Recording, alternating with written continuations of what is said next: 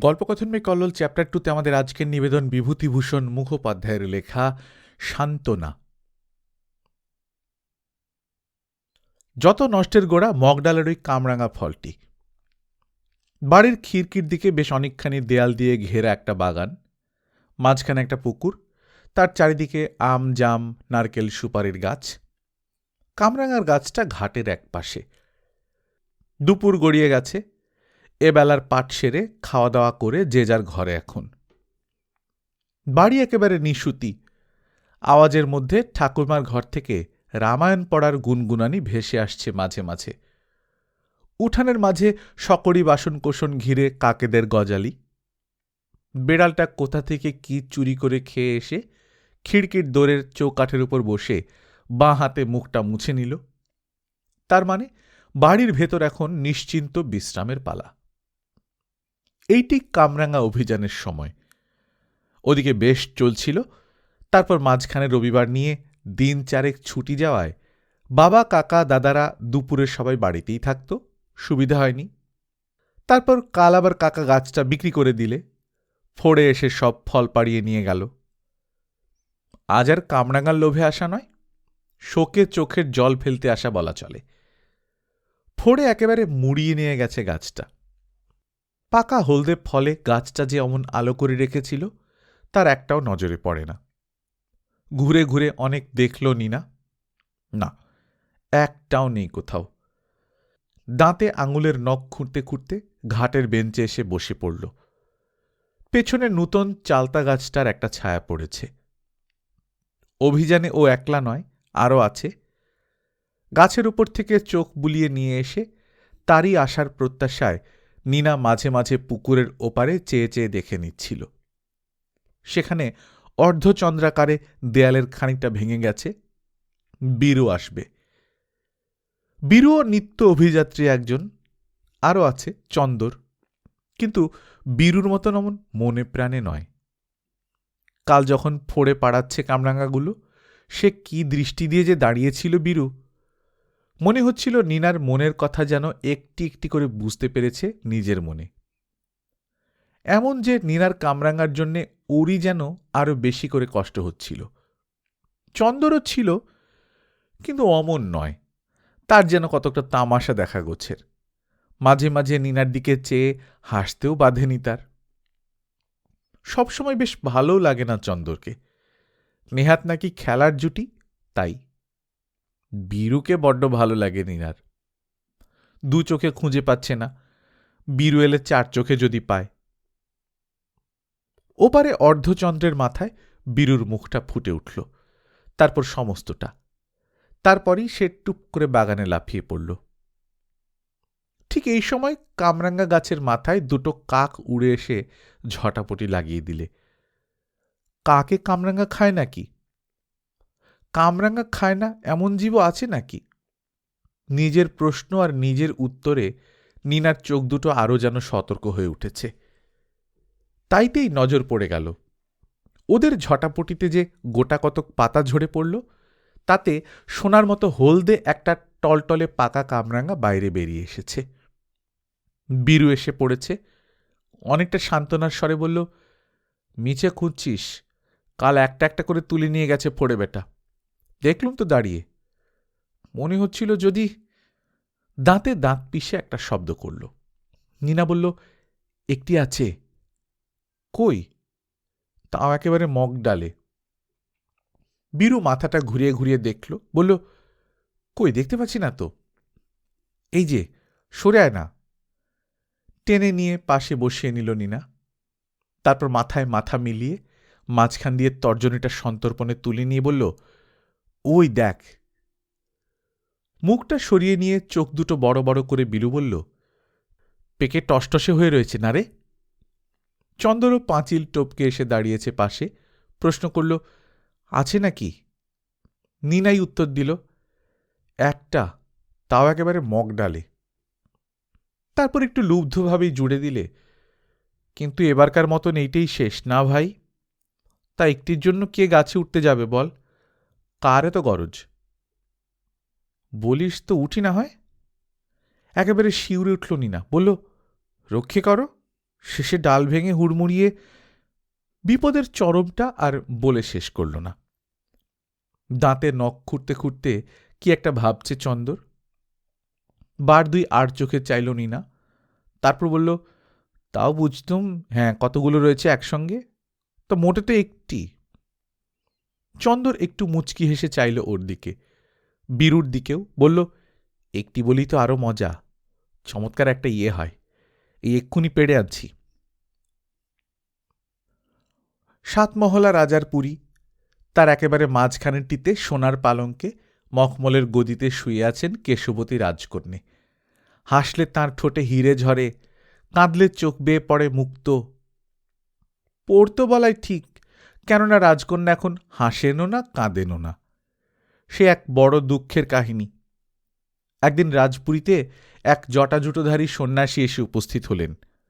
বললেন, মহারাজ, আমি সারা পৃথিবী ঘুরেছি, বহু আশ্চর্য জিনিস সব দেখেছি। ভগবান কত সুন্দর আর কত সব আশ্চর্য আশ্চর্য জিনিস সৃষ্টি করেছেন, এই দেখে বেড়ানোই আমার জীবনের ব্রত। ঘুরতে ঘুরতেই পাশের রাজ্যে শুনলাম আপনার মেয়ে নাকি তার সৃষ্টির মধ্যে সবচেয়ে সুন্দর। তার নাকি হাসিতে হিরে ঠিকরে পড়ে, কান্নায় মুক্ত ঝরে। আমি তাকে দেখতে চাই একবারটি। যে ভগবানের এত দয়া পেয়েছে সে মহাপুণ্যবতী, তাকে আশীর্বাদ করে যেতে চাই আমি। রাজা তো মহা খুশি, সন্ন্যাসীকে আদর অভ্যর্থনা করে বসিয়ে কেশবতীকে নিয়ে আসবার জন্য ভেতরে খবর পাঠালেন। ফল কিন্তু হল উল্টো। রাজার মেয়ে, তিনি 7 মহলা পুরীর মধ্যেই মানুষ হয়েছেন। নিজেও যেমনি সুন্দর, তেমনি মন্দ কিছু দেখেননি, মন্দ কিছুর কথা শোনেননি জীবনে। হঠাৎ মাথা থেকে চারিদিকে দড়ির মতন কি ঝুলছে, খালি গায়ে একগা চুল, একটা হরিণের ছাল পরা একটা লোককে দেখে শুধু প্রণাম করতেই ভুলে গেলেন না, হাসিও পারলেন না সামলাতে। আর সেই হাসিতে হীরের টুকরো ছিটকে ছিটকে পড়তে লাগলো চারদিকে। সন্ন্যাসীর চোখে আগুন জ্বলে উঠল। কি, আমায় দেখে উপহাসী? এত দেমাক? তোর হাসি কান্না দুই আজ থেকে রইল বন্ধ। তুই অর্ধেক অচৈতন্য হয়ে থাকবি পড়ে, শুধু নিজের পাপের কথাটুকু থাকবে মনে। এদিকে না থাকবে কথা, না থাকবে ঠোঁটে হাসি, না থাকবে চোখে কান্না। যেন বজ্রাঘাত হল অমন সুখের রাজপুরীতে। রাজা পায়ে লুটিয়ে পড়লেন সন্ন্যাসীর, বললেন, ভালো মন্দ কিছু জানে না মেয়ে, যা করেছে তা উপহাস্যি নয়। পুরীর বাইরে পৃথিবীর কিছুই দেখেনি বলেই তার এই দশা। সে একেবারেই নিরপরাধিনী, তাকে মাফ করুন সন্ন্যাসী। অনেক করে বলতে, অনেক কান্নাকাটি করতে মনটা ভিজল সন্ন্যাসীর। বললেন, বেশ, যা বলে ফেলেছি তা মিথ্যে হবে না, তবে একটা উপায় বলে যাচ্ছি, দেখো যদি সম্ভব হয়। 7 সমুদ্র 13 নদীর পারে অমুক রাজ্যে দুর্গম পাহাড়ে ঘেরা একটা প্রকাণ্ড হ্রদ আছে। বিশাল বিশাল অজগর, বিশাল বিশাল কুমিরে ভরা সেই হ্রদের মাঝখানটিতে একটা ছোট্ট দ্বীপ। তার মাঝখানটিতে একটা বিশাল গাছ আছে, তার মাথা গিয়ে ঠেকেছে একেবারে আকাশে। সেই গাছের একেবারে মগডালে একটি মাত্র হীরে মতির ফল। কত মানুষ তার লোভে যে সেই হ্রদে প্রাণ দিয়েছে তার হিসেব নেই। কেউ যদি সেই হীরে মতির ফল তুলে নিয়ে এসে তার রস নিংড়ে রাজকন্যার মুখে দিয়ে দিতে পারে, তবে তার মুখে আবার কথা ফিরে আসবে। ঠোঁটে হিরে ঠিকরানো হাসি ফুটবে, চোখে মুক্তা ঝরা কান্না দেখা দেবে। এর জন্য রাজার দিক থেকে কিন্তু কোনো চেষ্টাই করা হবে না, কেননা যে এই ফল এনে দিতে পারবে তার হাতেই কন্যাকে সমর্পণ করতে হবে। আধ ঘুমন্ত আধ জাগা হয়ে সোনার পালঙ্কে শুয়ে আছেন কেশবতী কন্যে। শুকনো মুখে হাসি নেই, শুকনো চোখে একটা উদাস দৃষ্টি। কি পাপে আমার এই দশা? কে আমার সেই হীরেমতির ফল এনে দিয়ে আবার আমায় তোমাদের জগতে ফিরিয়ে নেবে গো? কি করে, কবে? নিঝুম পুরী, কারুর মুখেই নেই হাসি, কেঁদে কেঁদে চোখের জলও শুকিয়ে গেছে সবার।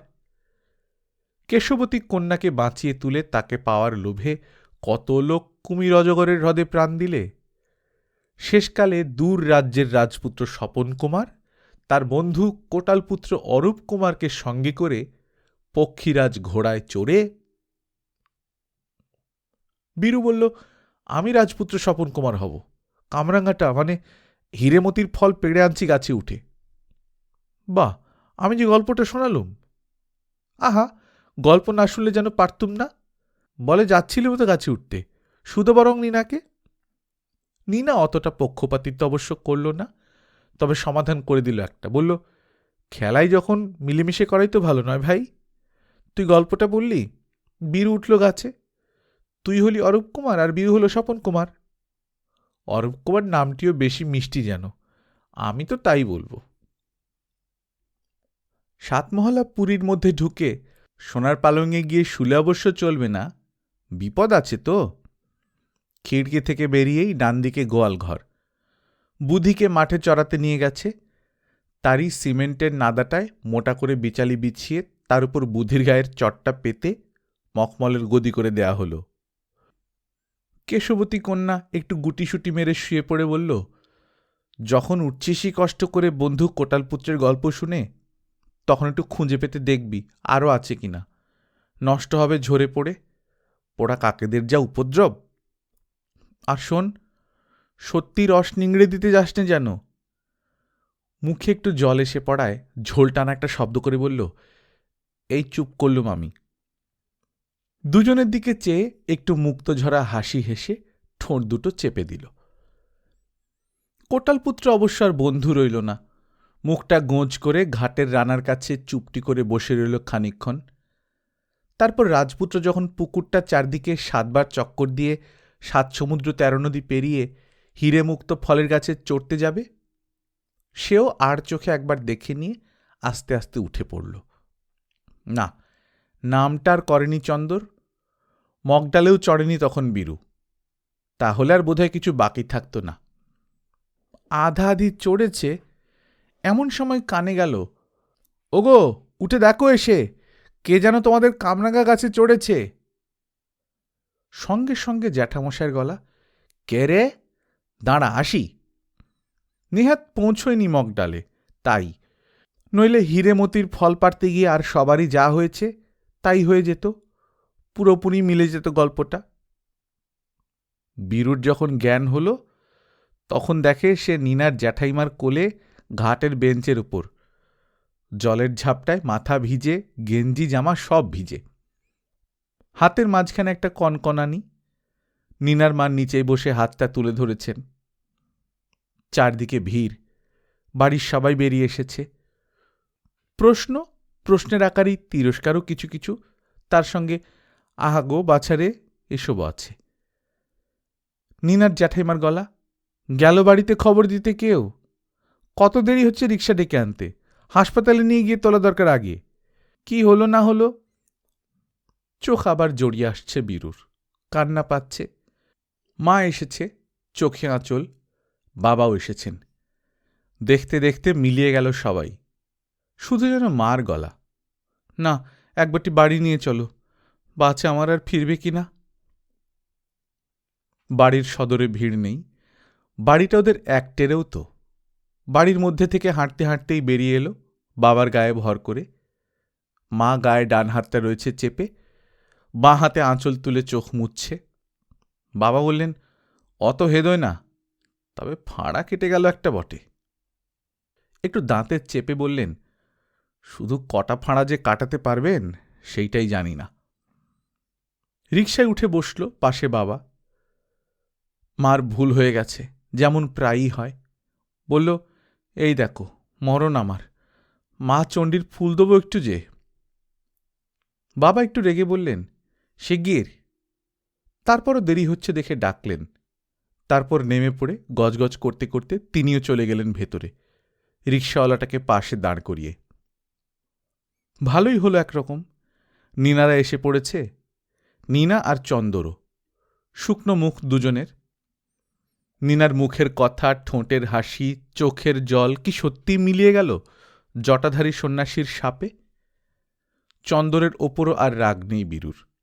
আহা বেচারি, তার দোষেই তো এরকমটা হল। কি বলবে কি করবে যেন বুঝে উঠতে পারছে না বীরু। কিছু যেন বলতেই হয়, তার নিজের জন্যেও ওদের দুজনের জন্যেও। একটু দুঃখ, একটু সান্ত্বনা, হয়তো একটু আক্রোশও চন্দরের উপর। বাবা মা বেরিয়ে আসছেন, কথাও বেরোলো বীরুর। এ বেশ হলো ভাই না, মিথ্যে মিথ্যে খেলতে খেলতে কেমন সত্যি হাসপাতালে যাচ্ছি। কেশবতী কন্যার চোখে মুক্ত ঝরল, ঠোঁটে দুটি হীরের কুঁচিও। গল্পকথন বই কল্লোল চ্যাপ্টার 2-তে শুনছিলেন বিভূতিভূষণ মুখোপাধ্যায়ের লেখা সান্ত্বনা। আমরা নিয়মিত গল্প পাঠ করে শোনাচ্ছি। আপনারা যারা প্রথমবার মতো শুনছেন কাইন্ডলি সাবস্ক্রাইব করে নেবেন। গল্প পাঠ ভালো লাগলে বন্ধুদের সঙ্গে শেয়ার করবেন। নিজে ভালো থাকবেন, আশেপাশের লোকজনকে ভালো রাখবেন। টাটা।